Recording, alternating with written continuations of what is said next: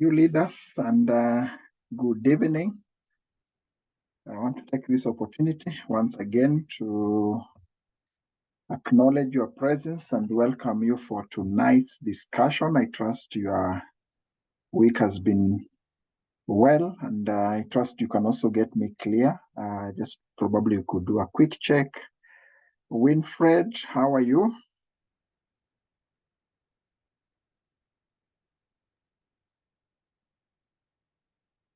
Winfred, if you can get me, let me know. How about Ann Chege?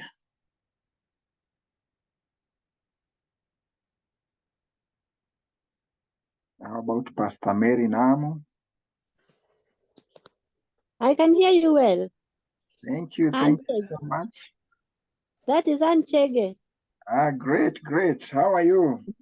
I'm fine, thank you. Yeah, glad to have you tonight with us. Thank you. I've been struggling to join you. Okay.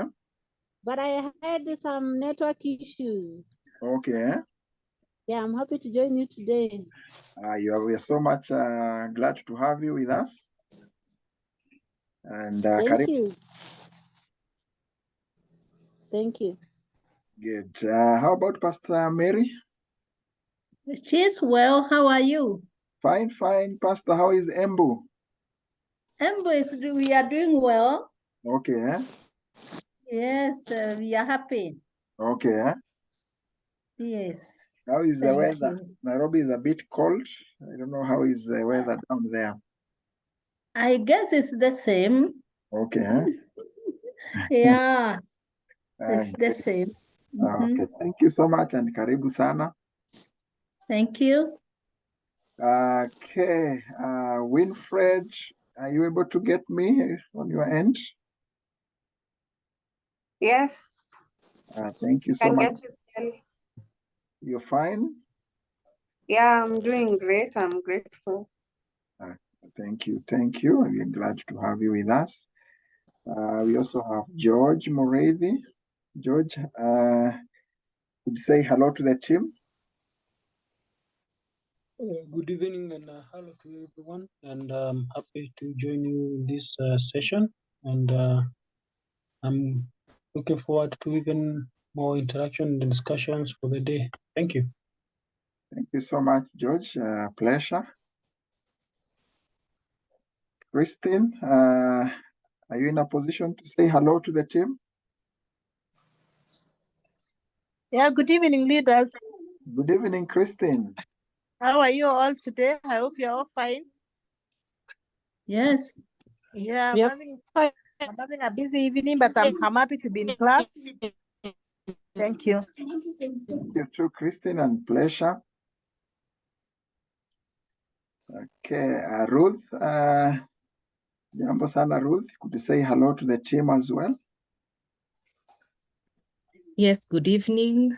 I'm very glad to be here. Yes, looking forward to a good session. Thank you.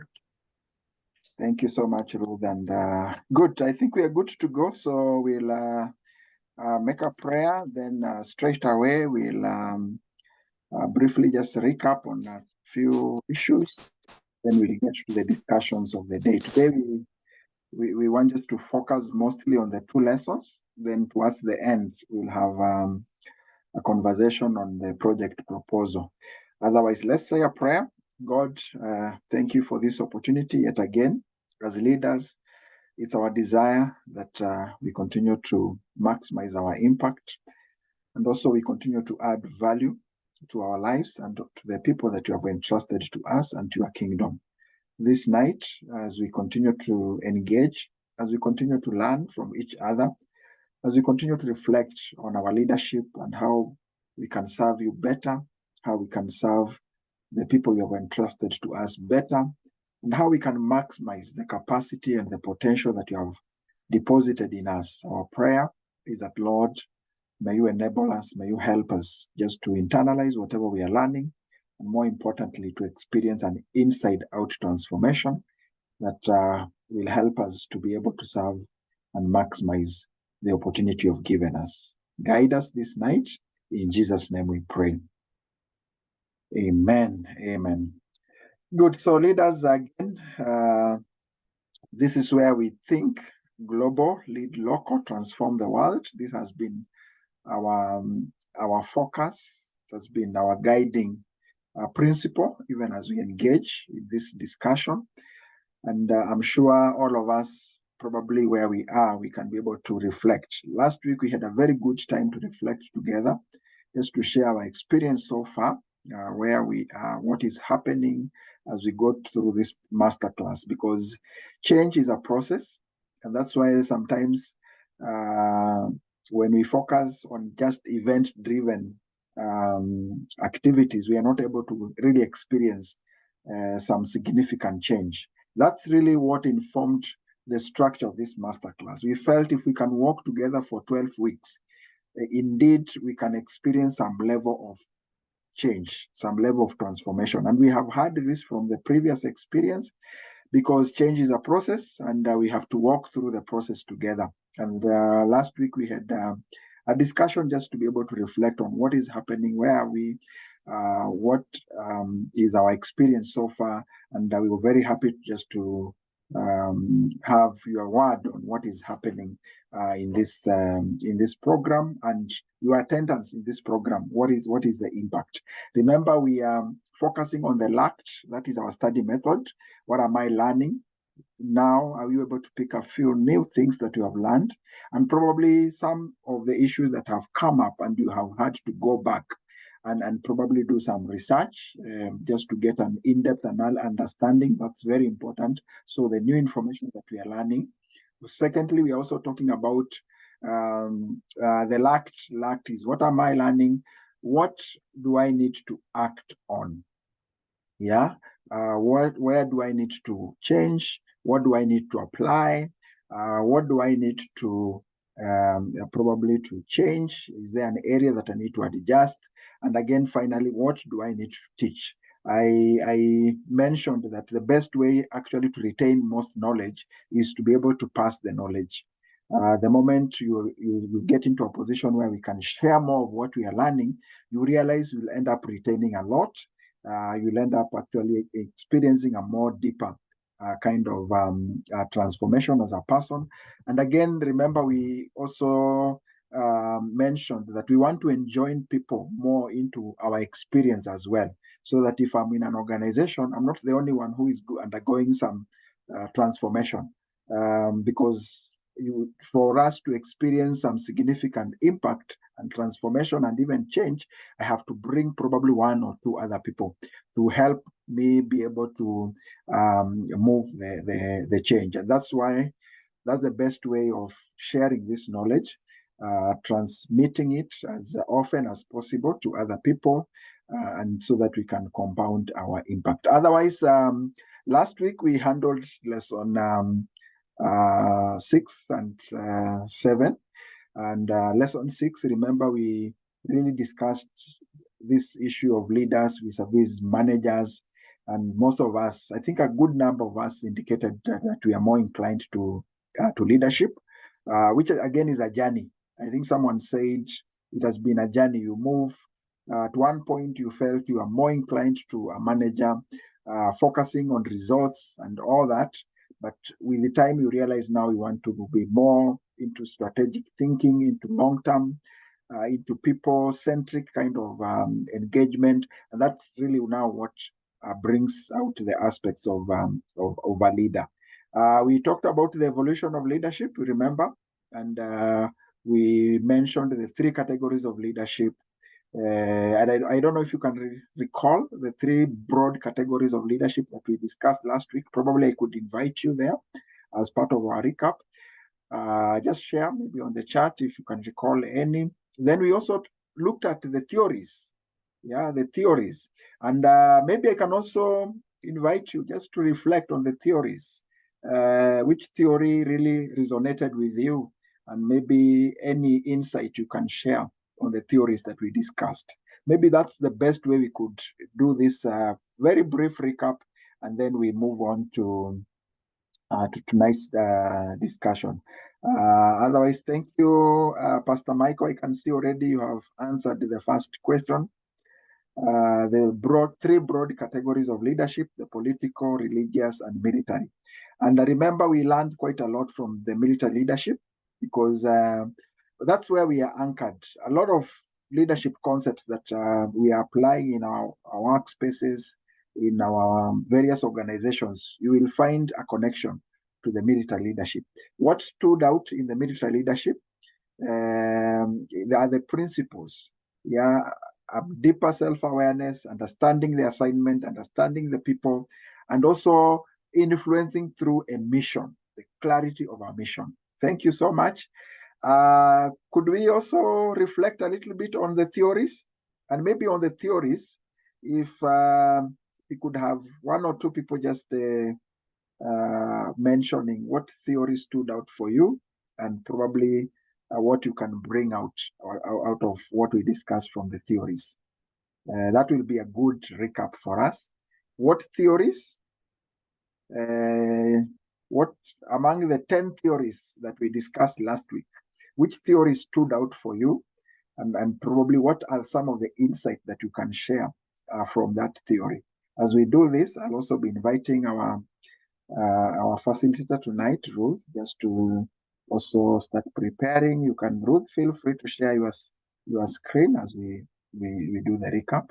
So leaders, anybody who may wish to share a reflection on the theories of leadership that we discussed and what stood out for you?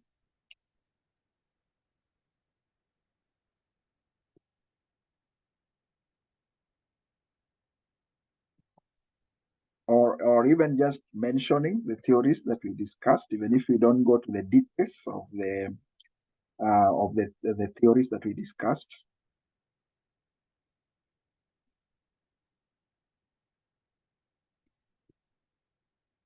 Yeah, so we focused on the 10 theories of leadership, which connected with the evolution of leadership. Let's reflect on that even as we continue. Think through those theories. One of them, I'm sure, we looked at, there's a theory that I mentioned that is so much applicable even to the current situation. We talked about the situational leadership theory.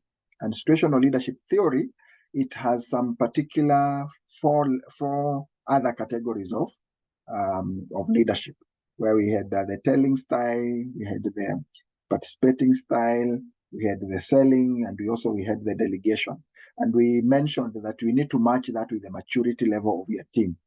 Yeah, so if maturity level of your team is high, and high here means in terms of capacity and in terms of the willingness to undertake the task, then you can use the delegation style of leadership, because already that team is well placed to be able to undertake the task. If you have a team that has low level of capacity and also low level of willingness, then we say the best style of leadership there could be the telling style. That is under the situational leadership. The telling here is where we have to closely work with our members, because we need to build the capacity, and also we need to inspire them so that we can also build the willingness to be able to participate. So I'll leave the chat open just to share any theory that stood out for you. Just feel free to post, and any reflection that you may wish to share on the same. Otherwise, I want us to move to tonight's discussion. And we'll embark on lesson 8. Lesson 8 will talk about the phases of leadership, just to appreciate the different phases of leadership. And also remember, this masterclass is more, again, just understanding ourselves. So as we look at these phases of leadership, the main question that we want to ask ourselves, where am I? And probably, how do I move to the next level? Or what areas of improvement am I able to pick from this discussion? So one of us will take us through this session, and then I'll take you through the next session. We are privileged to have Ruth Githinji with us. Ruth is an alumna of this program. She was in cohort 22. She is the chair of the ICT and marketing and communication department for the GLN. And she's also a business lady. She's an IT profession and many other. She's a leader in various spaces. And it's always a privilege just to have Ruth with us because we have engaged. She has facilitated a number of sessions in our summit. She's been an MC in our summit. She has also been a facilitator. And I'm sure this is a platform just to be able to engage with the leaders and also share experience and also learn from you as well. So Ruth, it's my pleasure to invite you just to take us through this discussion. Welcome. Yeah, thank you very much, Joseph. It's my great honor to just join together with other leaders, and just to actually what we are doing is just sharing. This is because we are leaders in our own rights, and we're just here to challenge us, to encourage us to walk through the journey. I always say, even if you don't learn something new, you'll probably be reminded of something that you need to do. So my responsibility today is to take us through a very amazing topic. And okay, just sorry. Yes. So it's very interesting because we are just going to be looking at growth. And please tell me if you can see my screen. Okay. Yes, I think so please confirm if you can see my screen. Today we are going to be looking at leadership development phases. Just confirm if my screen is clear on your side. Okay, let me check. Somebody's writing something. Yes, thank you, Michael Dominion. Yes, and I think now we can go on. So it's very interesting that I did this course. I started this course in June 2022. So that tells me that next year, 2024, somebody, probably Anchege, is going to be leading us in a session like this. Yeah, so karibu sana leaders. We are looking forward to just have you finish and join this great network of leaders. So we are going to be looking at leadership development phases, and I'll just take us through the outline for today's session. Okay, waiting for it to move to the next slide. Sorry about my slow network. Okay. Okay. I think it's just about to load. So yes, so we are just going to look at, yeah, the growth of a leader, the phases that you go through as a leader. And okay, just sorry about this. There's a slight delay, but I'm on it.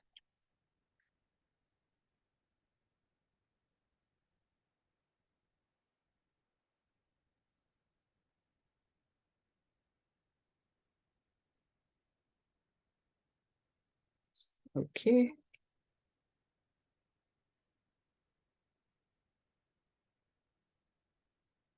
All right.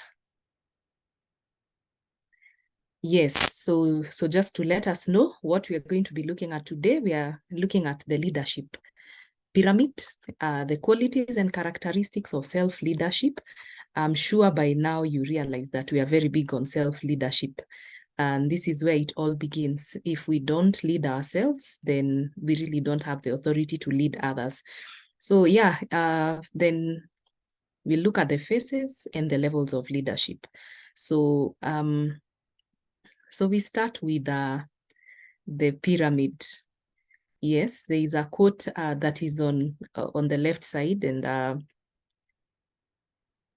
okay, there is a quote that is on the left side. Yes, so you can see a quote that says, this is from Nelson Mandela: "Until I changed myself, I could not change others."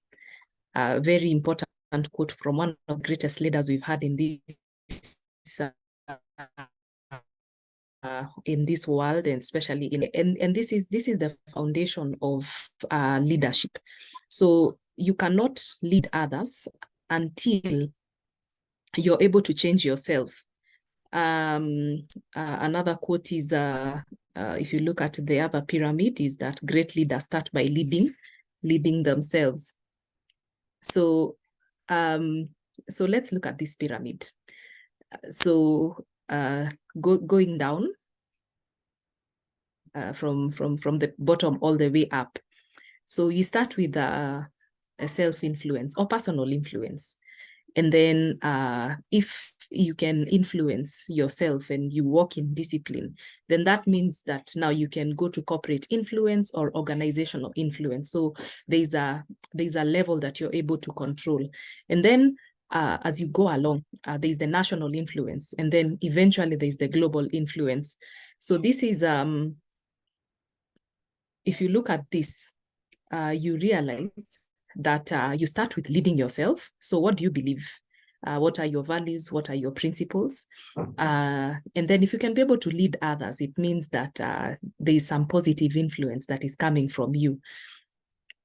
If you can lead others, then you can be able to lead leaders. So you can empower them so that they can as well replicate what you have done. And then from there, you move to leading movements. So that means that you can have a transformation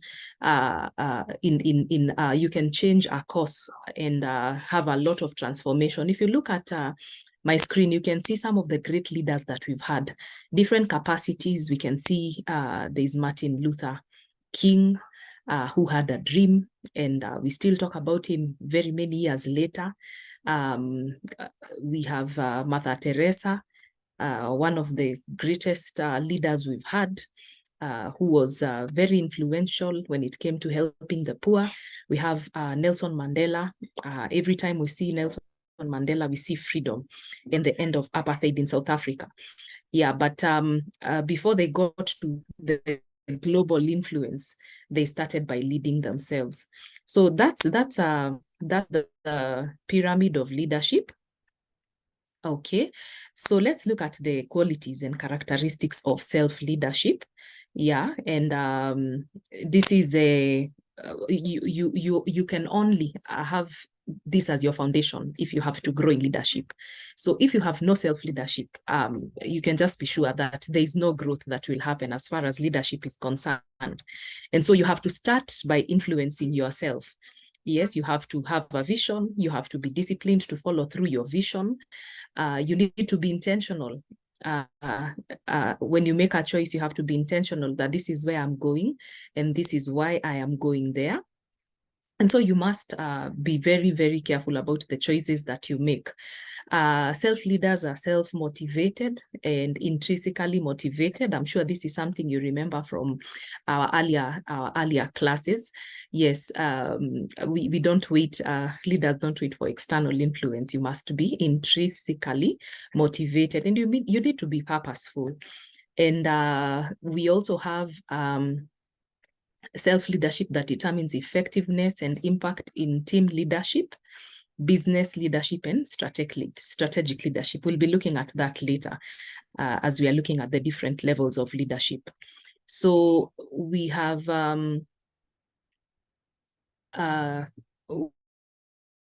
self-leadership develops autonomy, and this is ownership of choice.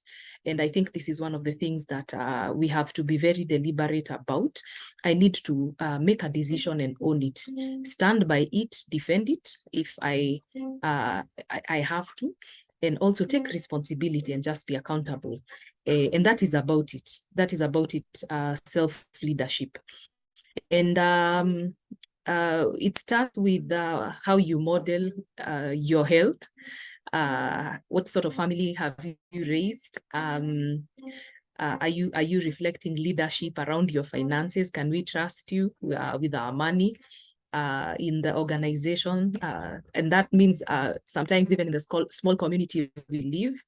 So we find that some people are sometimes we can be very good in our own eyes, but until there's some impact from the people around you, your family, yes. So that's something that self-leadership we focus on.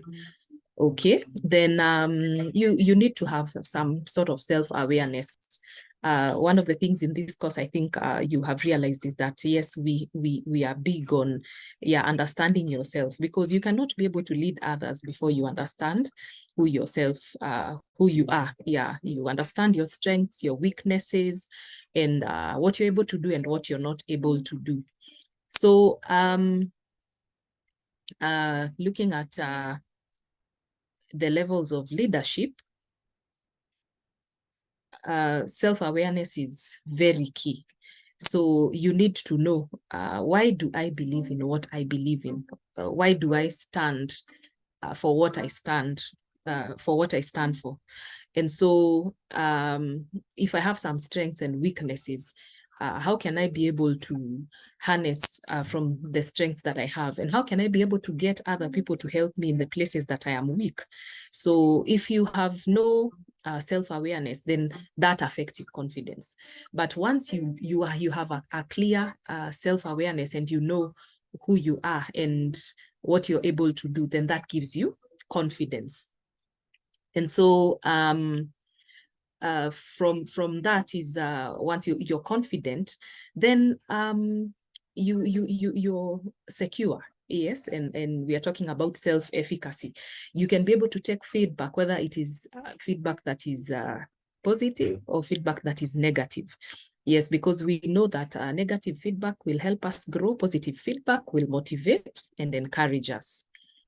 Okay, so looking at Bill George, this is something that he said: leadership is not something you are born with. Leadership requires constant self-development and growth. I don't know if some of us are like me, but this class, I got to unlearn so many things. Yeah, like sometimes you believe that leaders are born.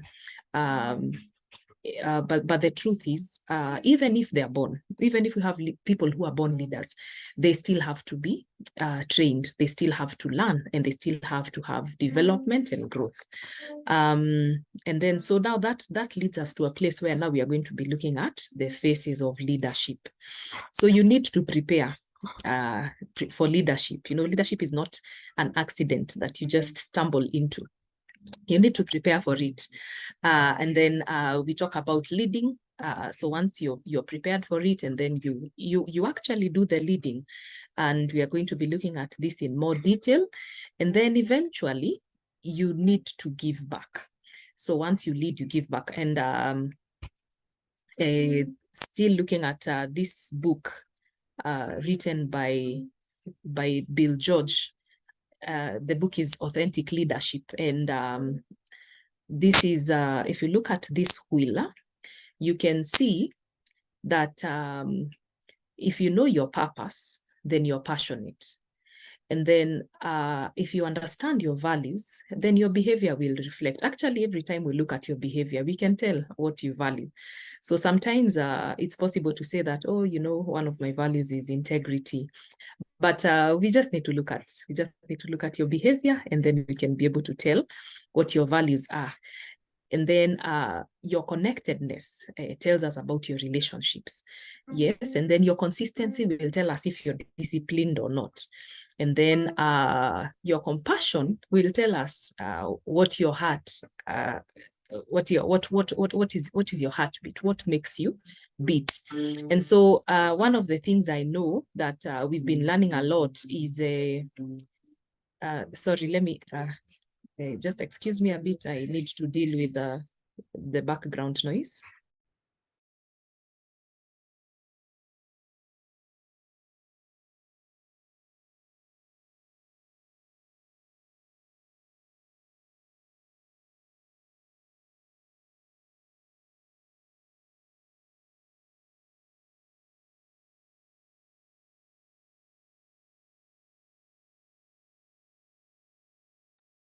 Sorry about that.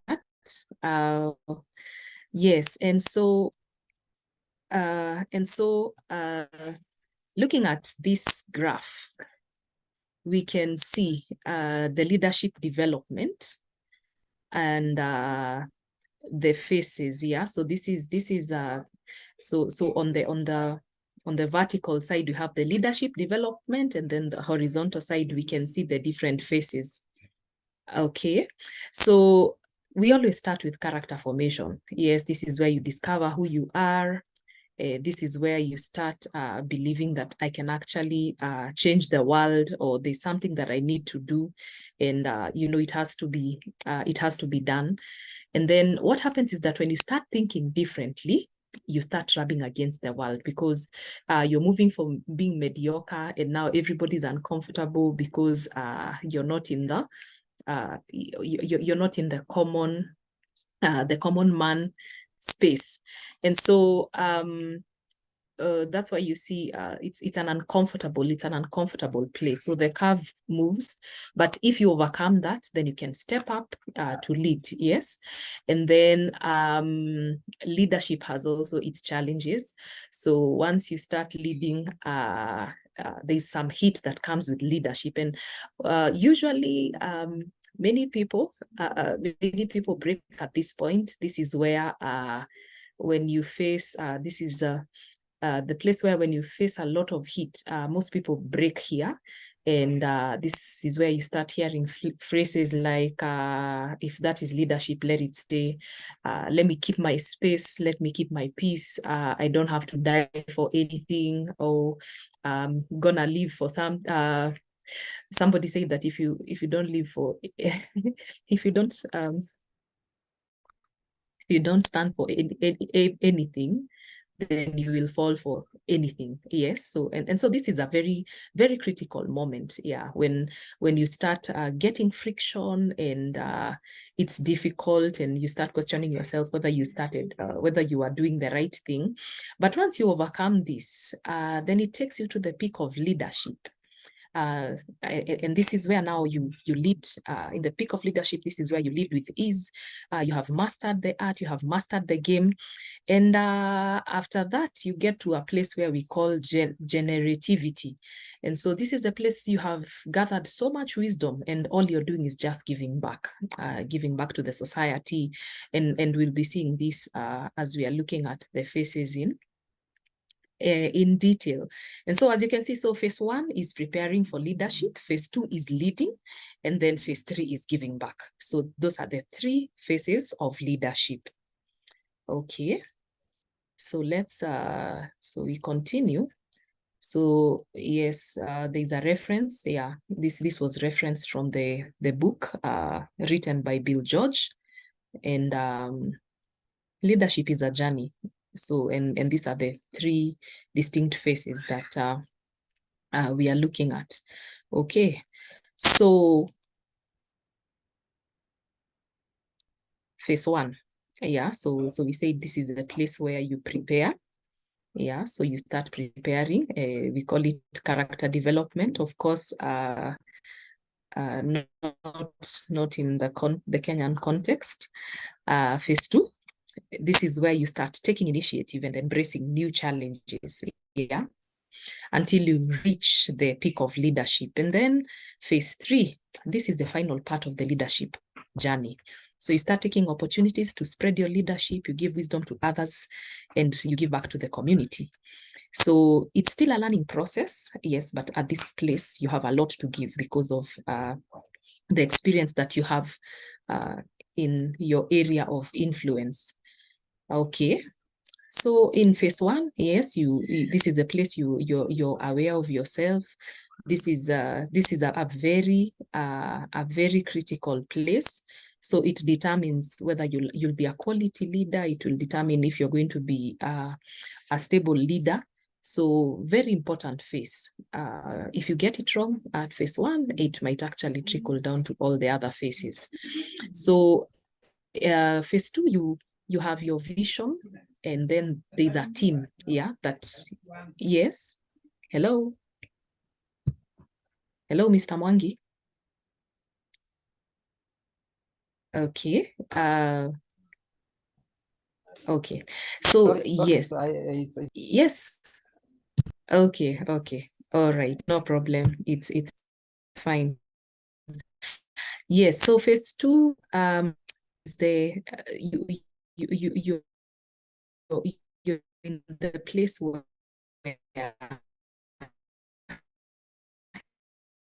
you actually don't just have the vision, actually have the vision and that team. You have actually shared the dream with the team. Okay.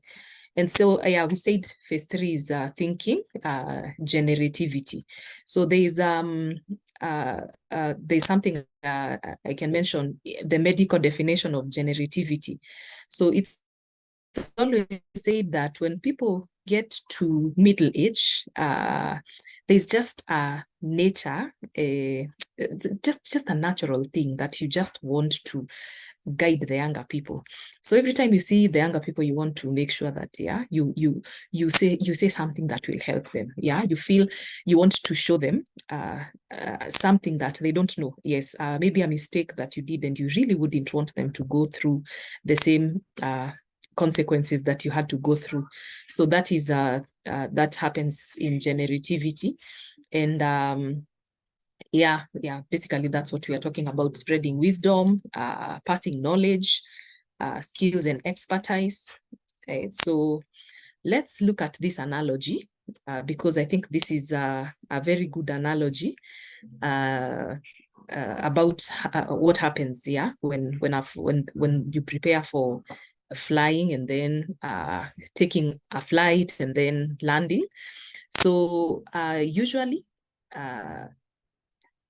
when we talk about planning for a flight, yeah, so of course you schedule for it, you practically go to the airport, yeah, you go through that whole process, yeah. So that is preparing. Yeah, that is we are likening that to excuse me.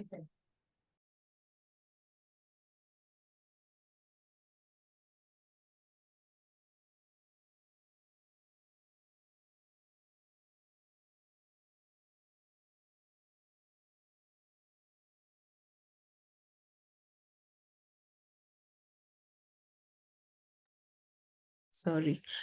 Yes. So yeah. So we are likening that whole preparation as the character formation stage, and then usually what happens, you get into the aeroplane, you're given all the instructions how you need to take care of yourself, and then there's the takeoff. And it's sometimes it's uncomfortable. I've had people who have flown for many years or have done many flights, but yeah, they say they still have that uneasiness every time they're taking off. So but once the stability and maybe the people who are I don't know if you have any pilot in this class, once you're up there, they actually say, there's autopilot. Even the pilot relaxes, everything is okay, things just fall in place, and that's what we call the peak leadership. Yeah. It gets to a place after you have broken through that place. Sometimes it's very uncomfortable, sometimes there's the clouds, and the cruises actually you just enjoy. So that is lead yes, but you're not always on the air. Sometimes like the analogy we have here, you're even actually having an oceanic cruise. Yeah, you're above the Atlantic. Yes, but you can't always be there. So at some point you have to start descending, and then you land.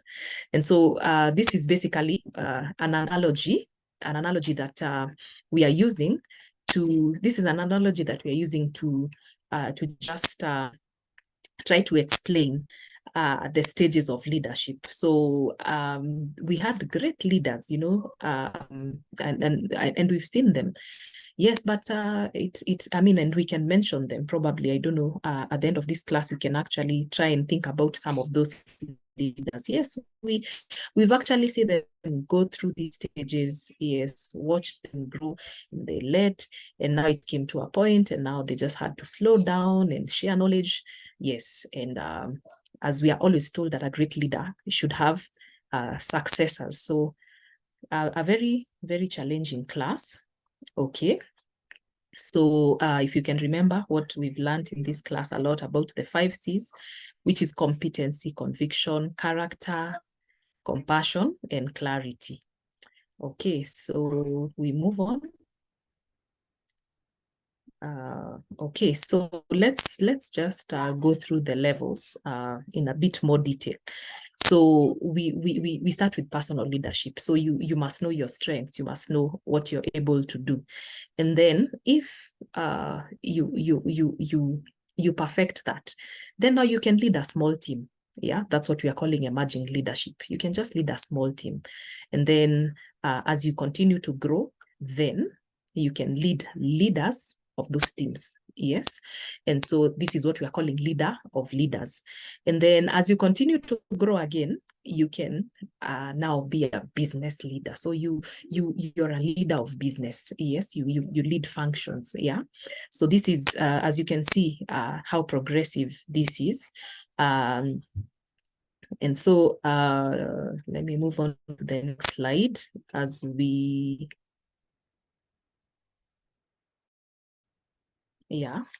so as we continue to see how this progresses. So yes, personal leadership, team leadership. So in personal leadership, you're leading yourself. In team leadership, you're leading people. In business leadership, you're an opportunity leadership. And in strategic leadership, you're leading change. And so as we continue, this always challenges me, and I believe that we are all getting challenged, and we are able to try and rate where we are. And so moving on.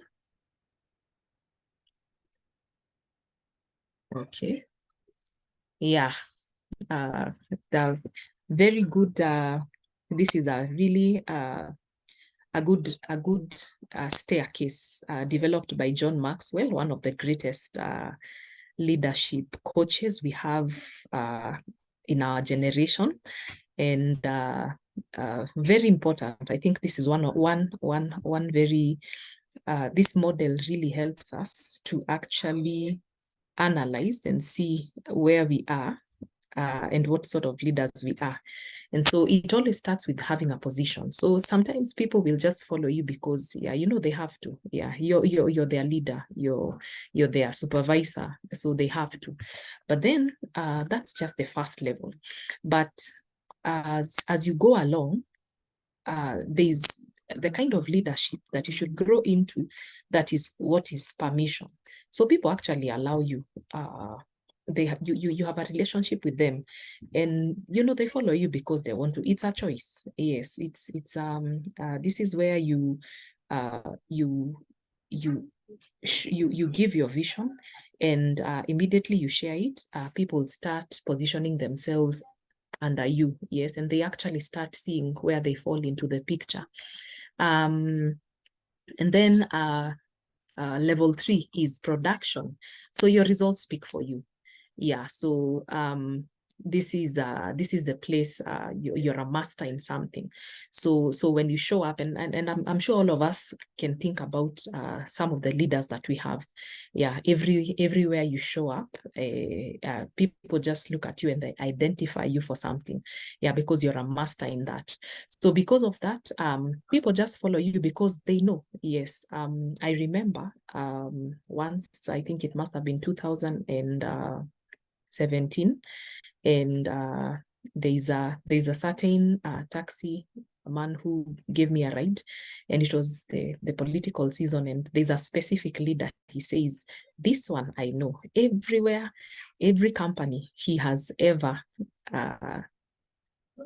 every company this leader has ever led always became very profitable. So this one, we are sure. Yes, so that is production. So next level after production, we have the people development. So so people follow you because of what you have done for them. Yes, you've created such impact, and I hope we'll be able to just think about some of those leaders who have had such impact on people, and so it's easy to just reproduce, yes, because of the kind of impact that has that leader has done for them. And then finally we have pinnacle. Yeah, so people follow you because of who you are and what you represent. Yes, so there are people who he doesn't need to be in my space, he doesn't need to be in my profession, he doesn't need to be somebody in my area, but when they show up, just because of where they are, what they have done, they just command a certain respect. So that is the pinnacle, and these are the levels of leadership as given by John Maxwell. Okay, so we move on. Okay. Just we have a quote from Robin Sharma, written many books, but this quote comes from the book The Leader Who Had No Title. So what he said is that everyone needs to show leadership. Very true. And I think those are some of the things we've had to unlearn. Yeah, we've always believed that, sometimes, or not every one of us, but maybe in our culture, it's always been believed that leadership is some people. So everyone needs to show leadership. Everyone drives innovation. Everyone inspires teammates. Everyone embraces change. Everyone takes responsibility for results. Everyone leads through positive thinking, and everyone devotes to expressing their absolute best. And so everyone, according to Robin Sharma, can be a self-leader. So once you lead yourself, you can always lead others. Okay, so all this is supposed to help us evaluate our self-leadership, look at where we are. If you can be able to see the levels, are you still at position?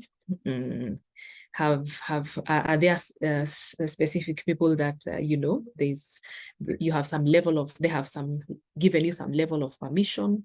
Yes. So this is just to help us analyze where we are, and it doesn't matter the level at which we are, we can be able, with self-awareness, of course, we'll be able to grow to the next level. Thank you very much for giving this opportunity to me, and I'll end my discussion there. So yes, thank you so much. Okay. Great. Thank you so much, Ruth. Very precise, to the point. I can see already Anne has shared a comment, very insightful. Phases and levels of leadership are an eye-opener. Yeah, thank you, Anne, for the comments. Probably we could take any reflection here before we move on to our second discussion. I've shared the project proposal teams, because from here we'll now start working in teams up to the very end, and we'll start thinking of what solution can we offer as leaders within our environment. Maybe there's something that you've been thinking about, something that has really been a bother to you positively, something that you feel this needs to be resolved. Someone has to address this gap, has to offer a solution. So we'll think through that as a team, and then we'll agree on one area that we can focus on. But I'll talk about that towards the end. Let's first, I don't know if there is any comment in regards to the discussion that we have had, or even a question, or even an additional comment. Maybe you just want to reinforce what Ruth has shared. That's also We invite that. But remember, again, it's more of asking ourselves a few questions, especially on the 5 levels of leadership by John C. Maxwell. Quite very insightful discussion there. So the question is, as you look at those 5 levels, where do you position yourself? Are you at position level where you lead based on rights and people are following you not because they want, but because they have to? Yeah. Are you at permission level where you have built some relationships and therefore people are following you not because they have to, but because they have they are doing that willingly. They have chosen to follow you because of the relationship? Or are you at production level?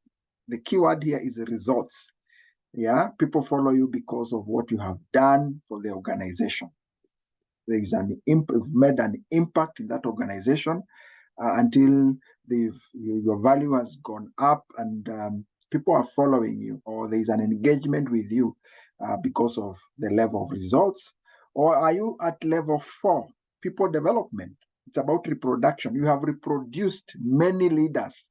Wherever you are a reproducer of leaders. And remember, we say leadership is about, it's not about making followers, it's about reproducing leaders. Yeah, because all of us, if we can serve, we can lead.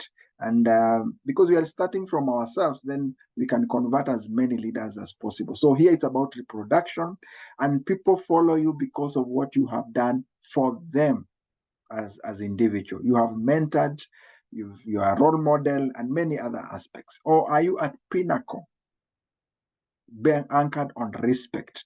People follow you because of who you are and what you represent. There are leaders that who have a number of them who are at pinnacle, and when they get into the room, we stand for them, not because we have been instructed to do that. Yeah, sometimes I see when you're in some forums, you're guided. When this leader comes, you need to stand up, you need to do this. Not in that kind of an environment. No, this is where a leader steps in and nobody tells you to stand up, but you respect that leader. That's what we are referring to as the highest level, pinnacle. Respect the level of your commitment and sacrifice as well. So leaders, the question here is, where are you as a leader? Very important, from just looking at those levels of leadership, and also all the other discussions that we have had tonight. I think it will be fair enough just to be able to allow probably, let's say, like 2 reflections, both on the chat, and just invite anybody who may also wish to just unmute and make a comment before we can now move on to the next one. Just in case Ruth needs to give a rejoinder, then we can do that at this particular time. I'll start with Pastor Michael. Any reflection you can share on this, and maybe Christine as well, and just open it up to all of us who may wish to share a comment.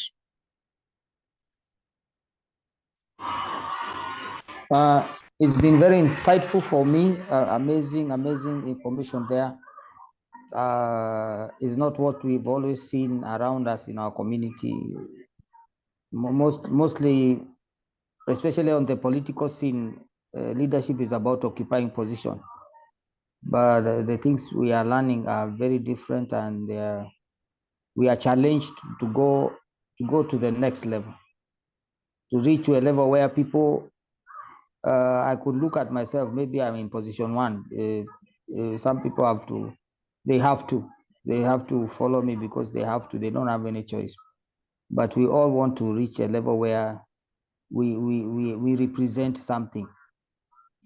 We command results and respect because of the additions we have, the value we have added to the people. So it's very challenging and very insightful for me. Thank you so much. Yeah, thank you for that. I think the best part of this is that we become more intentional, because now we have the knowledge, we have the awareness, we know where we are, and we know where we want to be, and therefore we can even come up with a roadmap on how do I now keep on moving up along these phases. Thank you so much for that. Kristen, any comment you could share?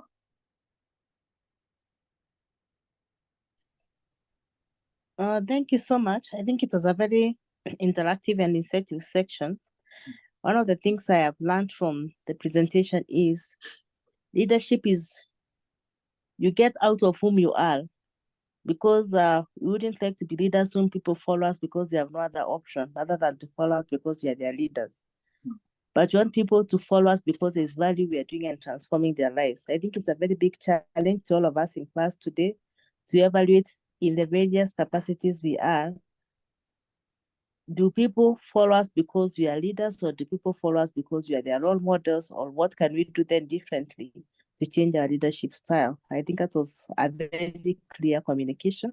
And even analyzing a lot of trends, most people will follow their leaders because probably that is where their source of livelihood is, and that is where there's a lot of stress. Everybody you talk to, I think complete is talking about stress, my boss, my work environment. Everything is about revolving around stress and difficulties in interacting with each other.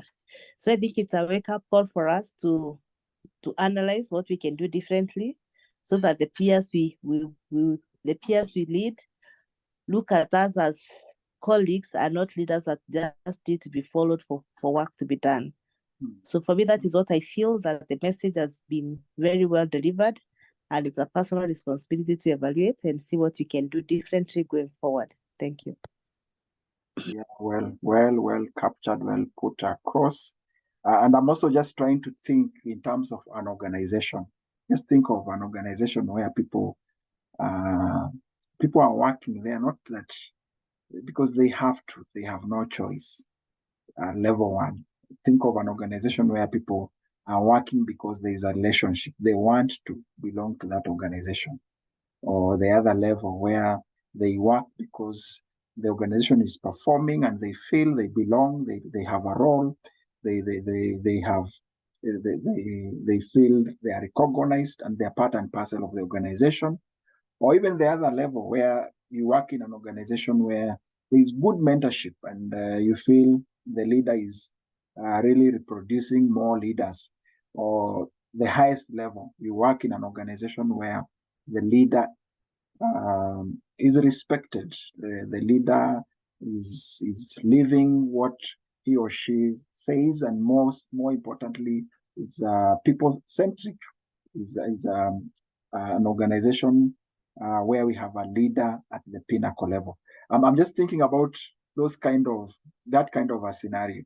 I think at level one, this is where we see people starting to park at around, if you're exiting at 5, at 4:30, you are getting ready at 4:45, you are making sure everything is clear on your table, you are bidding others farewell, bye-bye.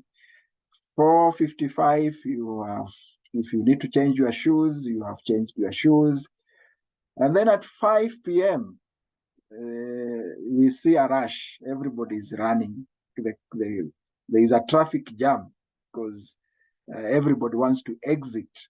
We don't feel we belong here. We really don't. We are not here that we want to be here. We wish we had an opportunity not to be here. That's not really what, it's not an environment that we wish to be associated with. I'm sure all of us want to be an environment where people feel they want to be there. They belong. They are valued. Yeah, they can make a contribution. Their ideas are appreciated. And that's how I've seen the global companies, those companies that are doing very well. They have really integrated work and life together so that you feel you belong there. Maybe I could pick one more. I don't know, anybody who may wish to add a comment before we transition to the second discussion?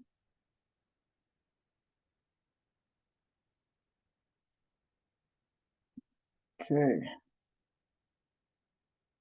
Good. I think we still have the chat open, so we can still continue with this conversation. Ruth, any comment you would wish to share before we close that up?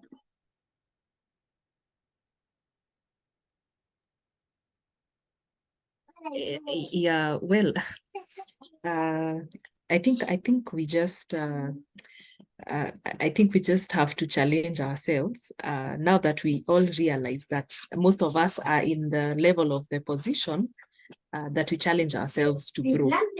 And if we are in self-awareness, we challenge ourselves to just move to the next level and take initiative and lead. Yes. Sorry about the background. Yeah, thank you so much, Ruth. Yes, we challenge ourselves, we examine ourselves, we see where we are, and we project to where do we want to be as leaders, and then deliberately, intentionally, we keep on. I think the biggest space there is the space for improvement. That's what we really appreciate, and we continue to leverage on that.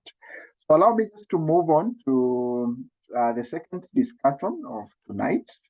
We want to look at the other discussion, which is the role of leadership. Somehow it connects, just a build up on what we have discussed. And leaders, I think there's a lot of emphasis on generativity, giving back to society, just thinking about I've accumulated all this knowledge. What can I do with all this knowledge? I remember I had a conversation with someone, and I was telling the person, if we had not started this masterclass, what would have happened to all this knowledge, all this information, all this capacity, Ginaruth and many others, and the platform just to be able to pour out what we know.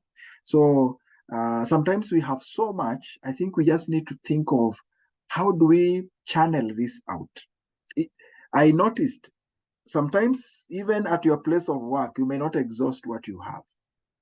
And maybe you might have to look at other avenues. How do I pour out as much as possible? I'm reminded of the quote by Dr. Miles Monroe. Yeah, finishing empty. How do I finish empty? You know, I normally challenge people, and I tell people that whatever resources we have here on earth, they are for the earth. They are not it for the next life. Next life, we take fruits.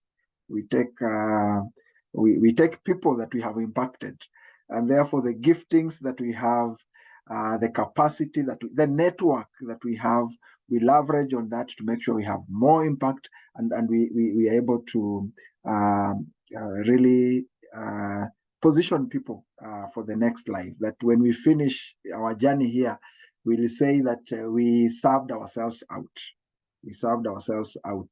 Les Brown normally says the saddest point that a person can have is when you are in that bed in your last moments and your dreams are asking you, why do we have to die with you? Why do we have to end up with you like this? We wish we would have released us up. Yeah, and I think that's the challenge that we are having here. Are there many avenues that we can use just to share what we have?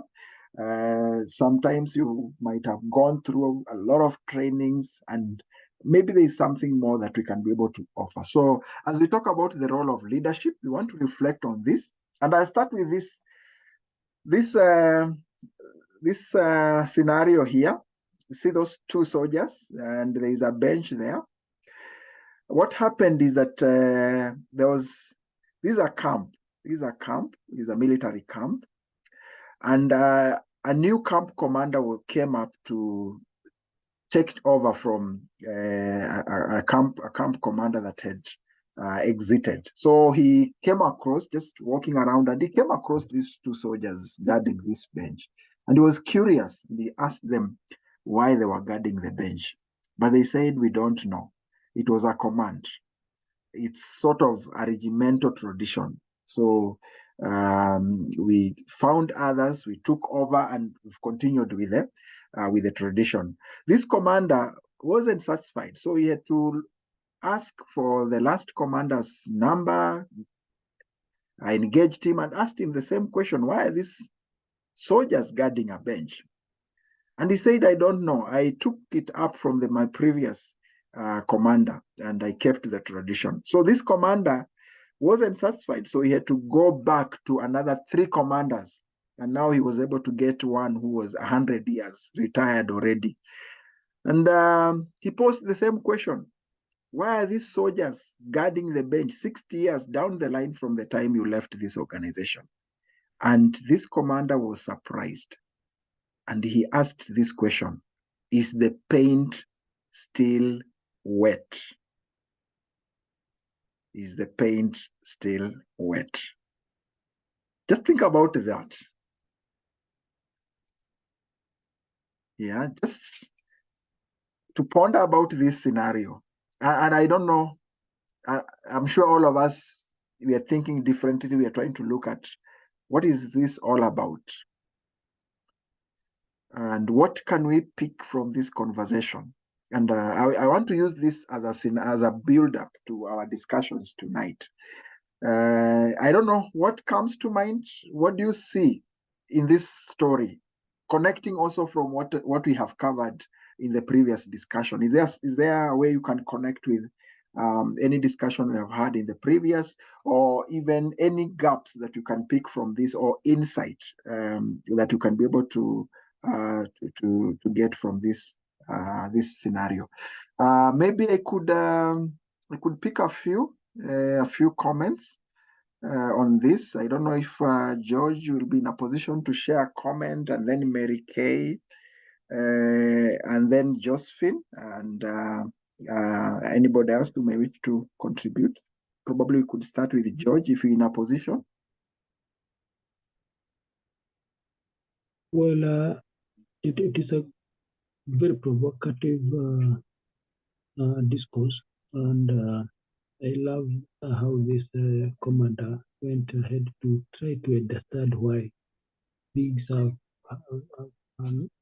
being done this way, because he can't find a good reason as to why there is a two guards actually guarding a bench. And innovation comes in my mind, where people as leaders want to disrupt the way traditions have been and want to find out what is it behind this. And that's the take for me for today. Thank you. Thank you, George. Innovation, yeah, and the question of why is very important. Yeah, let me also invite Mary Kay for input as well. Good evening. Yeah, good evening. My learning point from this is that as leaders, we need to challenge the status quo. We need to think without the box. We have to question why things are being done the way they are being done. And as we learned previously, that a leader is a person who keeps on interrogating himself and interrogating the team. How can we do this best? And if there are standards and rules that have been put in place, you have to keep on renovating and reviewing to meet the current changes, the current growth that is going on. So you can see that the leaders for the past 60 years, they have just been doing something for the sake of, because they found it. And yet the leader who was there put those guards only to guard that somebody should not stain their clothes because the paint was wet. So as leaders, we need to keep on innovating, keep on, thinking of ways to do things better, continuous improvements for effective service delivery, effective impact to our teams and our organization. Yeah. And effective utilization of resources. Because you can see these guards, these officers who keep guarding the bench, that is not the best utilization of organizational resources. So we really need to get value of the resources of the organization. And as a leader, that is your responsibility. Thank you. Wow, thank you so much, Mary. Cannot agree anymore. resources here for over 60 years. Quite a wastage of resources, as we've really pointed out. You bring in the issue of Kaizen principle. Yeah, it's about continuous improvement, which works in an organization that is willing to learn, what we call the learning organization. Brought in also the issue of innovation, creativity, and interrogating our processes. There's a book titled "What Got You Here May Not Get You There." Yeah, there are times certain strategies have served us very well, but they have taken us to a certain level. Probably we might need to rethink some strategies as we move on to the next level. So I think that really comes out very well. Michael, I see your message. I agree. As leaders, we need to challenge, confront the status quo, and ask the why question. And you remember that graph, that cruising where we had we were talking about the levels of leadership. Yeah, sometimes when now we start challenging the status quo, we might experience that discomfort even from the team. But that's okay, because unless we experience and push ourselves from the norm, from the comfort zone, we may not discover the new norm. Yeah, remember what COVID has pushed us to. When we started this masterclass, before COVID, we were having classes, physical classes in town, and COVID came. And I remember we were at cohort 3, and I challenged them. I told them we are leaders and people will be looking up to us. What shall we tell them? Shall we tell them to stop? Since COVID has come, we felt no, we'll have to think in a different way. We have to, I told them crisis means that we think different. It means we think different, we adapt to the new the new strategies that will help us not just survive in the crisis, but help us thrive in the crisis. But I can truly confirm, I think that was our turning point, because when we moved online from cohort 3, we had about 9, and cohort 4, we had 17 in one class, and we had cohort 5 running at the same time. We actually started having multiple cohorts in a week. And that came from what we are discussing today, asking ourselves sometimes hard questions. What do we do? Do we stop, or do we think differently? Do we now unlearn what we believe was the ideal case and relearn and see how do we thrive in the new environment? I agree with you. Remember, we talked about the learning loops. This was a triple loop leader, a leader who wanted to understand the why behind the action, the tasks. Yeah, we mentioned the single loop. It's about what? That's a leader or who focuses mostly on what you need to do, and there's no much questioning, as opposed to the triple, who is mostly on the questioning aspect. We want to interrogate issues. So this was a triple loop leader, and I think as we get into the discussion on the roles of leadership, I just felt we need to build around that and just think through these roles of leadership with that open, a very open space, and just try to see where are we in terms of the roles that are critical for every leader. I'll discuss this based on some cases, and I'll look at one of them is by Franklin Covey.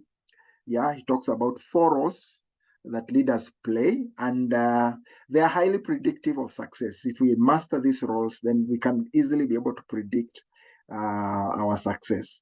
He also notes that as leaders consciously lead themselves and their teams in alignment with the roles that you're going to look at, then we can be more effective. And the first role of every leader, which I'm sure, as Ruth said, sometimes it's just a reminder, is the issue of casting a vision or creating a vision. This is squarely on the leader. If there is no clarity of a vision within an organization, then that becomes a big challenge. We'll talk about this in details because we have a topic on the power of vision in leadership. But here we just an eye opener, just to position us to look at that. And later on, we'll look at some scenarios. We look at our Vision 2030 and just to try to analyze and see the impact and some of the lessons that we can pick from there. But the first role of a leader is casting a vision. The second one is executing strategy. And executing strategy here doesn't mean that the leader has doesn't mean the leader is squarely the one who comes up or formulates a strategy, but is a catalyst. Is there to be able to guide. Is there to be able to create an environment where people can think through. You can see the collaboration there. We are all visualizing the same thing, but we're asking ourselves, how do we get there? How do we get there? Yeah, and I'm sure that picture there there's a lot that it speaks to us as leaders. So the strategy, the clarity of strategy, and then it's about, we've talked about team. We said that if you have a great vision, then it means you also require a great team. Yeah, I think one of the most challenging tasks for a leader is to be able to come up with a team that will be able to support you as you work towards your vision. The other great task, the other most challenging task is also how to pass that vision from me to we. How do I move the vision from me to we so that I have a team that now is able to own and run with the vision? And that comes with inspiring trust. It comes with creating an environment, again, where we say we can depend on each other. And it also comes in an environment where people feel it's for their good. It's for their good. I like using this biblical example of Moses selling this vision of this land. Yeah, this land that is flowing with milk and honey. And I normally ask myself, if I was there and this was my leader, I would have followed the leader. I don't know if you would have done the same. But for me, I think I would have followed this leader. Why? One, it's the picture that this leader painted. Two, it was to serve us. It was for our good. Three, it was a contrast of what we were experiencing. So a vision has to bring that contrast. Yeah, this is where we are. And again, the leader now paints a picture and it's like, wow, I want to be there. Yeah, I reflect on the earlier years when we were talking about the Vision 2030, just to preempt. And we had those designs of the superhighways and all that. And here you are spending 2 hours in a traffic jam. It's a contrast. What are you telling? What are we talking about? But again, it's a picture that we really desire. We admire to be there. Like, wow, I wish this can be true. As much as sometimes we were doubting, but we were feeling like this will really be a very good case. So inspiring trust, very important. Then the last one, the fourth role, according to Franklin Covey, is coaching potential. A leader is able to see more in people than sometimes they see in themselves. And you can be able to guide. You can be able to provide a space where sometimes we will be like an eye opener. You'll be able to really let people see something that they didn't see in themselves. And they even start believing that they can be able to unleash that potential. So it's about creating a vision, clearly painting the picture, that state that should be in the mind of the people that we are leading. Remember, leaders, earlier on, we had a discussion of JFK, the 35th president of US, and the janitor, that cleaner. At NASA headquarters, when the president got into NASA headquarters, taking a tour, comes across this cleaner and asks the cleaner, what are you doing at NASA? Remember what the cleaner said, what the janitor said? I'm I'm here to help put a man on the moon. It was very clear to everybody. Why are we here? And what does all these activities add up to? Very, very important. Then executing strategy. It's about creating processes, which will create and enhance some level of discipline and consistency and intentionality to be able to progress towards the achievement of the vision. So consistently achieving results with and through other using disciplined processes. And then inspire trust. It's about becoming a credible leader that others choose to follow. We have just talked about the 5 levels of leadership by John C. Maxwell, where a credible leader that people choose to follow. Not they have to follow, as we have said. Why? One, because of character and also competency. They can be attracted to my level and your level of character, and also our level of how we understand the task at hand and how clearly we can be able to articulate issues. And then finally is coach potential. Unleash the ability of each person in the team to improve performance, solve problems, and also grow their talents and abilities and potential. As I said, as a leader, I'm able to see more. I'm able to see more. Sometimes, again, also when we have gone through this discussion of awareness, we have a deeper awareness about ourselves, and we can easily even be able to tell where our people are. Do we have strong managers? Do we have strong leaders? Do we have people who are more of blues or reds or yellows and all that? You can tell. And you can see the strength of our team sometimes even before they visualize the strength. So that is that's what we can pick from Franklin Covey. And just to give us some more insight on this roles of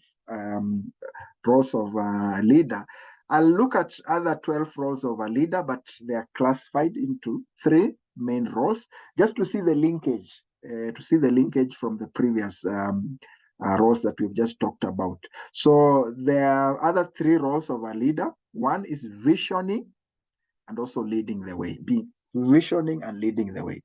Creating an inspiring vision. Remember the story of Moses, I've just mentioned. It's inspiring vision. And then shared values that will help us to be able to get to us, or the actualized or the visualized, the to be state. So lead change, demonstrate confidence. And sometimes I say you may not have answers, but you can create a space where people can give you insights, can be able to make a contribution that will really be valuable, and even sometimes really give clarity in terms of how we want to explore and work towards the vision. So it's about visioning. It's about being there. The catalyst is about leading the way. And then empowering and energizing. Again, talking about inspiring, energizing the team, empower the team, create a space where people can communicate openly, listen, support, and help. And I think this reminds me of our 3rd president, the president, Mwai Kibaki. I think he's one leader that really was able to demonstrate this kind of leadership quite well. He was a hands-off leader, but we see what happened. The level of inspiration, I think also the level of empowerment. I know this could be subjective, but again, I think we can see from the results that really there was something unique about him. Maybe just think all of us could have different views about his leadership. And maybe we can think about that. Let's just think about that even as we talk about the roles of leadership. We could anchor this discussion on what he did and maybe what are some of the qualities that we can be able to relate with from this discussion. I think the one that really comes out clear maybe to all of us is the Vision 2030. Then the other role is encouraging teamwork, very important, and I think we cannot overemphasize this. You said that a great vision requires a great team, Yeah, so level of involvement where people feel they belong. Sometimes we have to use a team approach more. Yeah, a team approach more. Even when you are making decisions, you might know the answer, but you want to make it more consultative. See, are we aligned? Yeah, we want to make most decisions in a team approach. We want to use more of team approach. This one, I think, this has been very important for us as GLN. When we have functions, when we have forums, we try to be as consultative as possible, just get more ideas. And at the end of the day, you realize even people are able to own. There's a lot of ownership. So encouraging teamwork, creating a space where people, there's a mentorship, the group decision. We're saying monitor progress, but don't micromanage. So these two connects quite well.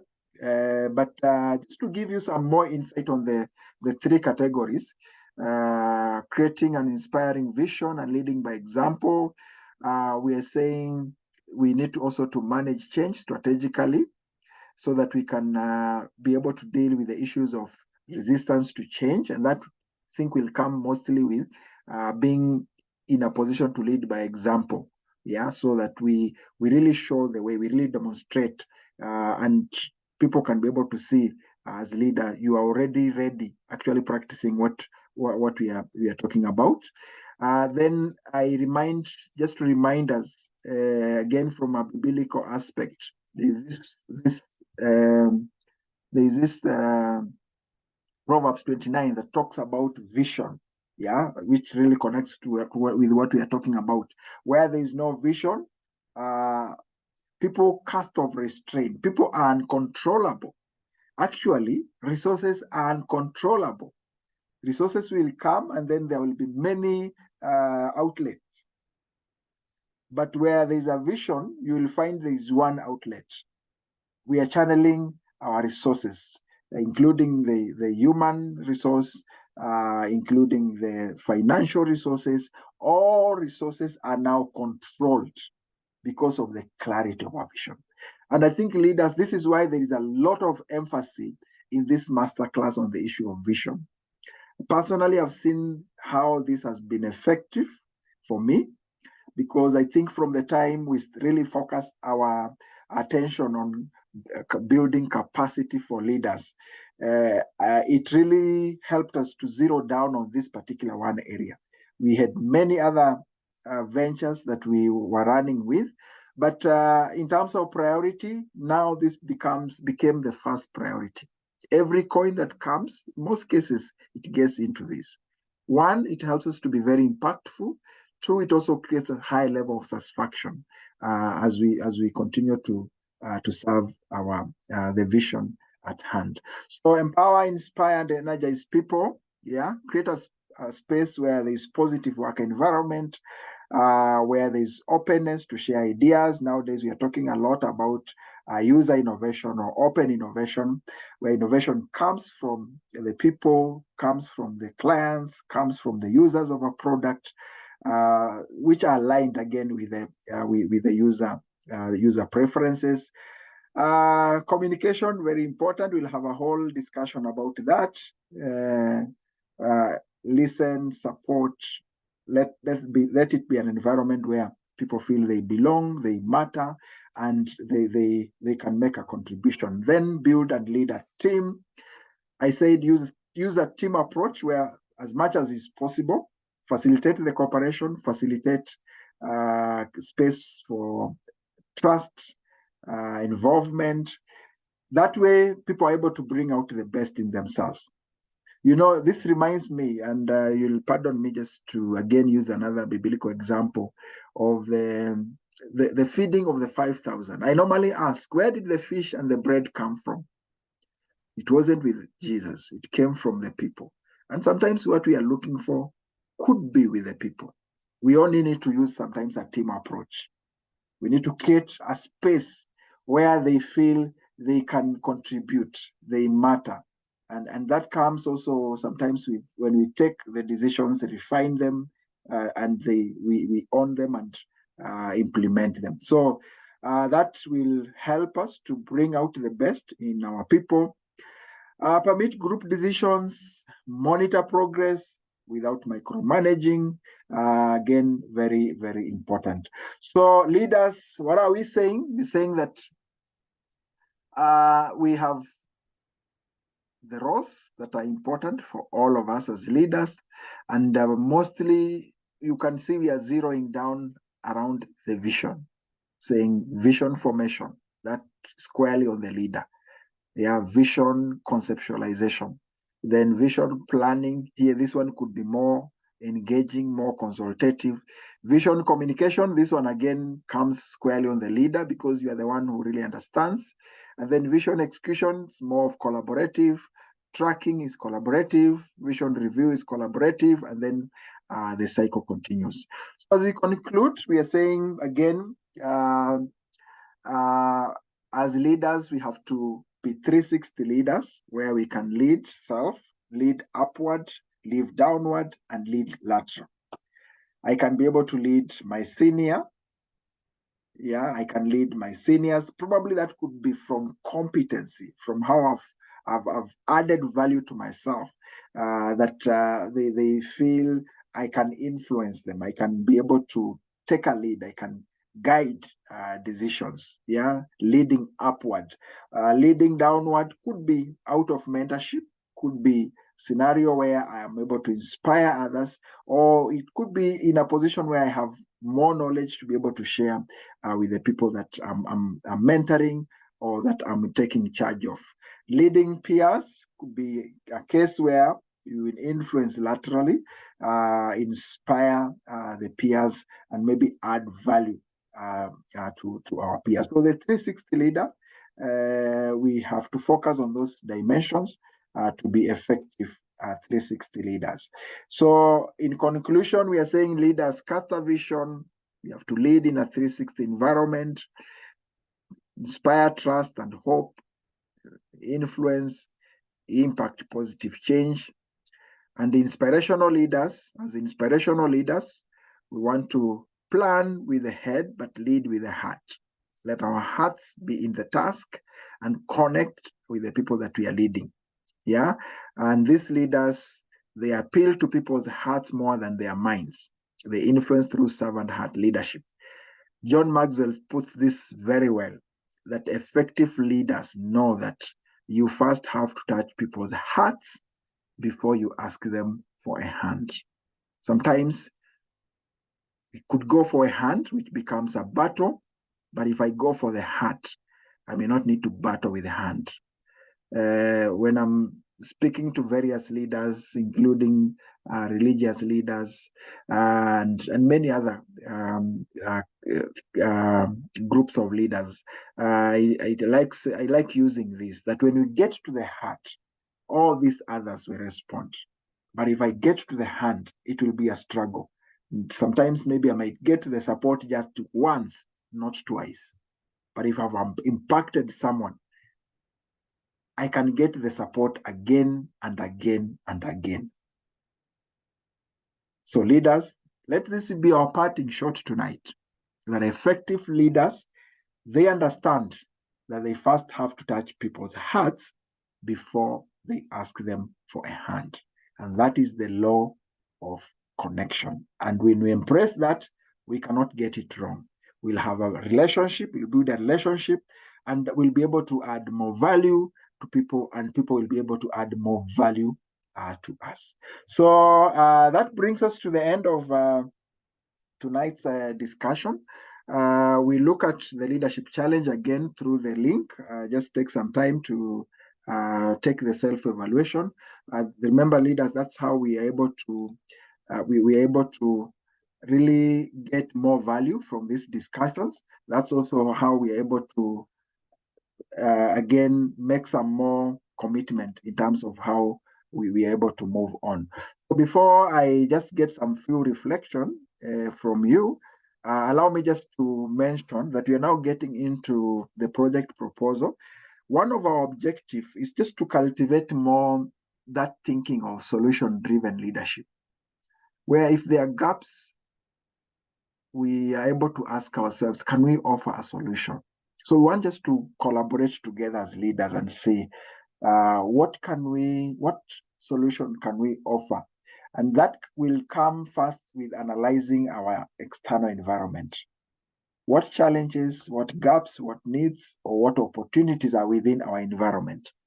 One, you could reflect as a person, and then once we are in the team now, we reflect together, and then we pick one of the ideas that we feel we can be able to work together as a team. Sometimes this might be a project that could be implemented.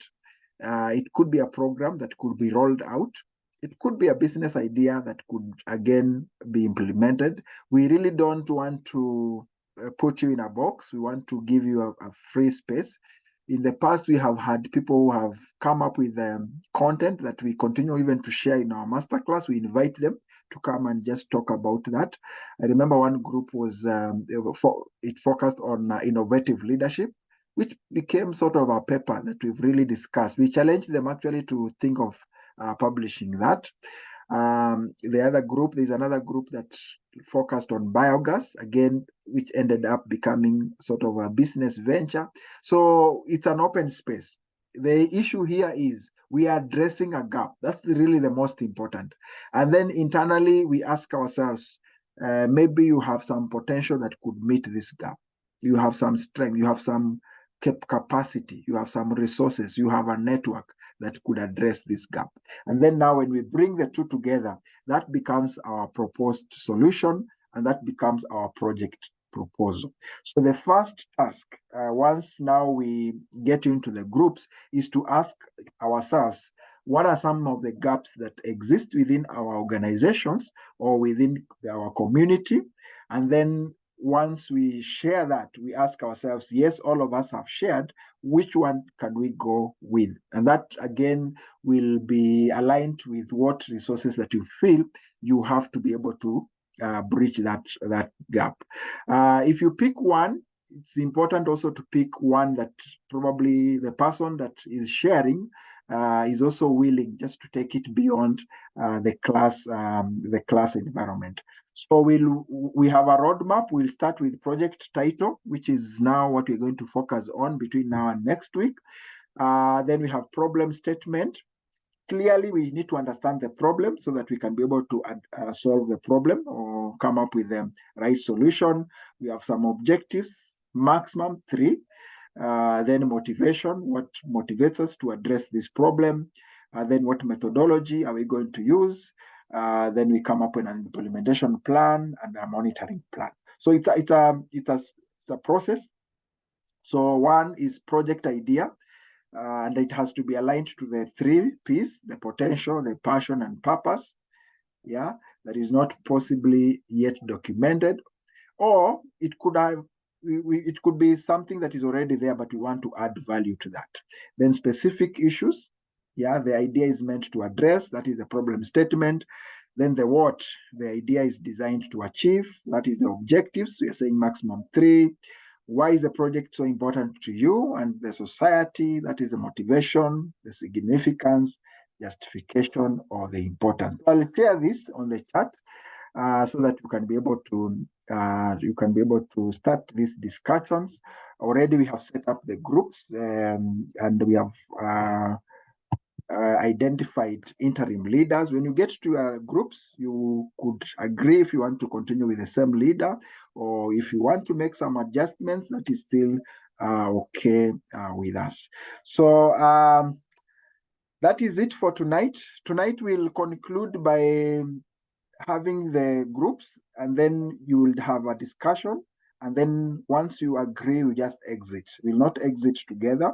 We'll leave you in the groups, but we encourage you just to take a maximum of 10 minutes in the groups, just to be able to connect with each other and maybe agree, exchange contact. If you agree with the leader, the interim leader, then you just be able to proceed. You might need to set up maybe a discussion forum so that you can now start engaging. That one will leave it to you and the group leader. Otherwise, any reflection on what we have shared in lesson 9? Any additional input or something that has come out very strong for you and you just feel that you need to re-echo it? Could start with Winfred. Winfred, any comment that you could share?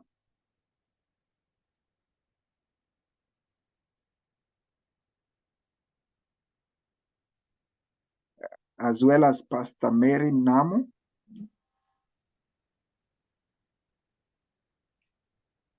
For me, what hit me so hard was in the phases of leadership. In the first phase where we had preparation for leadership, which I think is the phase I am in. I think I am in the basic level of leadership. I think character formation is very essential in this phase, and I think that is something that can really catapult you to, great heights of leadership. Yeah. Very true. True. Thank you, Winfred. Pastor Mary, any reflection? Well, I think I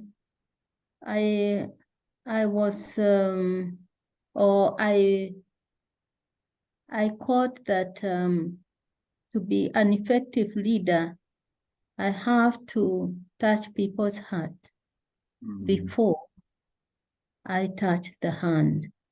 And that one has really touched me because it is very, very important. And that is what I have learned today.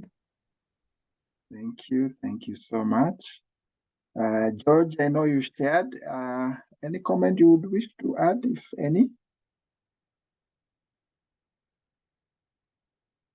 No comment for now, except to appreciate the session and also say that as leaders, one of our key issues that we need to address is reflection. We see how good we are as leaders, and this will give us an impetus of thinking or which areas to improve. Thank you and have a lovely night. Thank you so much. Christine, any additional comment?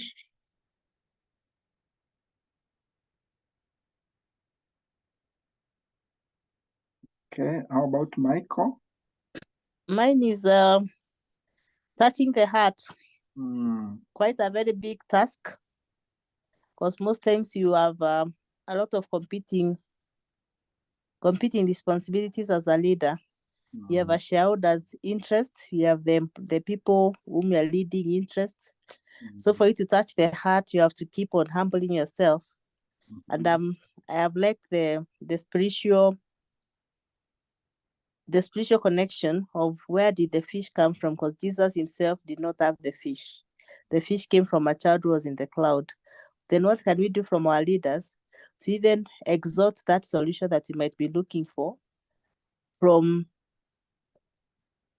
colleagues who might not even think they might have that solution? So I think that's a very big carry home lesson for me, that a person who we least expect as a solution might have the solution you are looking for, and that can drive you to driving a very high team-oriented group that you have already touched their heart. So I think that is something I'll reflect on and think through it as I go through the course and even in my future career growth. Thank you. Yeah, thank you so much. Very true. Michael? For me also, amazing information that requires deep reflections, because most of the things we are all leaders, but I think the challenge we are having is the how to. Like now, if you don't know that you need to touch the heart before you touch the hand, you could be having the zeal, but the approach is wrong. I think this information is timely. It will really help us to reflect and then realign our mode of operation, so that we at the end of the day we become better, and even the people we are leading also, they will become better. Thank you so much. Yeah, thank you so much too. Josephine?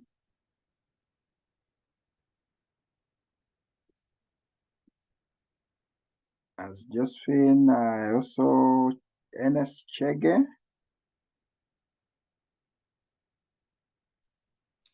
Yeah. I think for me, the part that has touched me so much is about the level that is called the crucibles, where we are having the crucibles. And I have seen most of the readers give up at that stage, maybe believing they are the problem, or they are the weakness, not understanding that it is a step and a nature in leadership. And so maybe I can challenge or request for how a leader can overcome that stage, for him or her to continue instead of giving up, whereas he had the calling and the potential. Yeah. Yeah, totally, Anne, I agree with you. And actually, among the other objectives why we felt we need to have this kind of forum is also to have a forum where leaders can really have a very open conversation. Because, when you are in a scenario where you are leading, you rarely have people who will really pour into your cup. They will get from your cup. But now getting people who will also pour into your cup, there's that assumption as a leader you are doing well, and sometimes you are not doing well. So sometimes you are in your crucibles, as you said. Sometimes you are in the very, very low moment, but you have followers, and to them they believe you are doing well. They believe they are looking up to you. So I think this discussion is important, because I think this is where we open up our heart and say, it's okay, we'll get into this, we'll be in our lowest moment. And again, we'll also get the scenarios, what happened. Maybe George was in such a scenario, and how do we get through? This reminds me when we started our first cohort, we had 3 people. Yeah, we had 3 people. And we didn't have structure. We were just trying to get our way. I was trying to also discover this journey. And for a whole 1 year, we were just moving here and there, reading a few scriptures, reading a few content here, just trying to get ourselves aligned. And along the way, 2 of them dropped, so one of them remained, and that one that remained was my wife. She had to stick around me, and for a whole period now, it was me with her. And I believe at that particular time, the chances of giving up were very, very high. Okay. Yeah, very high, because you are wondering, is it that I'm not communicating? Is it that, what is happening? Then I went on and took another group, a group of 11. And this 11, I would take them somewhere once per month on a Saturday, morning to around, from morning to evening. I would train them this content, but that time the content was not well refined. We didn't have the training manuals. I just needed people that I could talk to and probably also get feedback. So I would go with them. We start morning session. I take care of their 10 o'clock tea. I take care of their lunch. I pay for the hall. I take care of their transport. I needed people. And along the way, some of them felt it wasn't fair for me to do everything. So they started contributing. And I think that also talks about touching the heart and the hand respond. I didn't ask them to do that, but they felt this is not fair. There's no way you can carry us, pay for us, give us tea, give us lunch. No, this is not right. So they started contributing. But even the 11, again, not all of them finished. Along the way, some of them dropped. But I think sometimes when I reflect deeply, I also feel like I was trying to also look for a way. I didn't really have a clear path. Okay. And therefore they will follow me, and they're also trying to ask, where are we going? Yeah, where are we going? Where shall we land at the end of the day? And you're also saying, I'm also trying to figure out the way. So I don't blame anybody. I actually see it was a learning curve. But where are we today? Today we are running sometimes 4 or 5 cohorts in a week. Yeah, from the 3 and the transition. We have actually grown. We have had now better structures. We have more clarity. So I think it's okay sometimes to be in those situations, but you need someone to tell you it's okay. You will get through. Okay. Yeah, we need someone who will say, no, I was there. This happened, and this is how I was able to navigate. You may not navigate like me, but you can get a way of navigating through. I just felt I needed to share that, and because of your comment. Thank you. Yeah, thank you too. Because of time, maybe I would wish I stopped there. We really don't want to go beyond 10 today. So even as we get into our groups, I will request that we just minimize, just get contacts, and maybe just agree on how to proceed, and then we can be able to continue on from next, or even have any other meeting in case you want to plan for a meeting.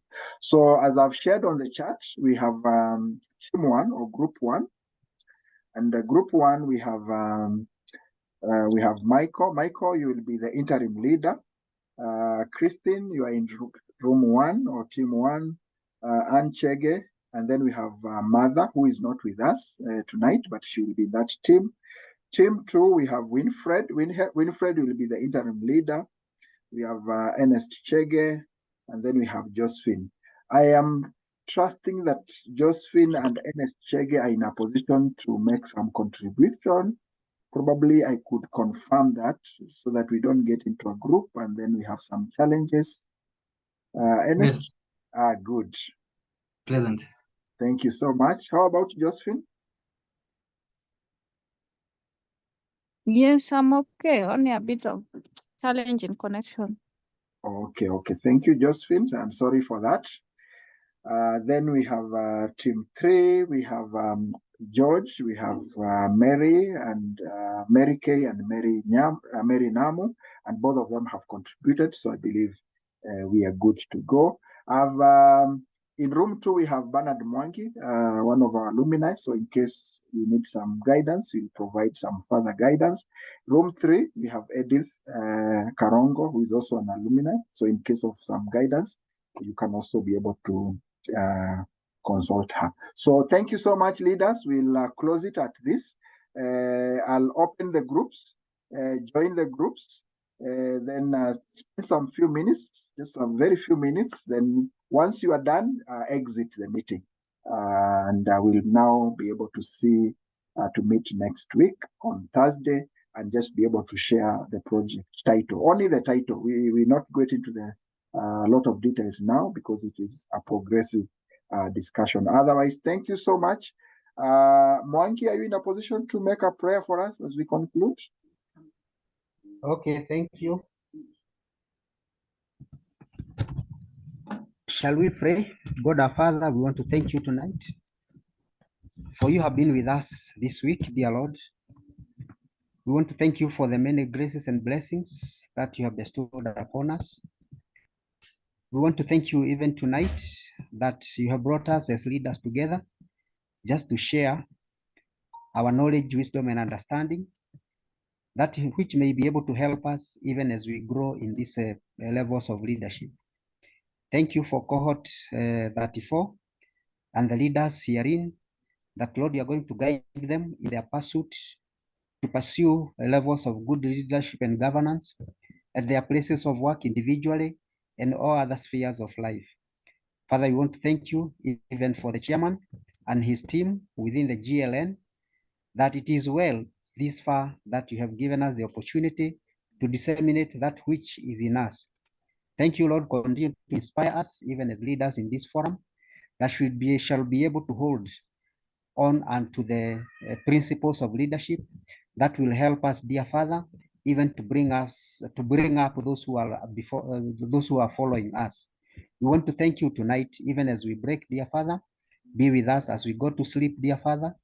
Give us your angels to guard upon us. And dear Father, we shall continue to glorify you. Thank you for the assignments that have been put in our hearts, that we shall be able to pursue them for the good of this nation. For this we pray, trusting the mighty name of our Lord Jesus Christ. Amen. Amen. Thank you so much, Amen. leaders, and I wish you a blessed night, even as you join the breakout session briefly, and then we'll be able to exit once you are done. God bless you. Thank you. Good night, all. So let me open the breakout session, and then you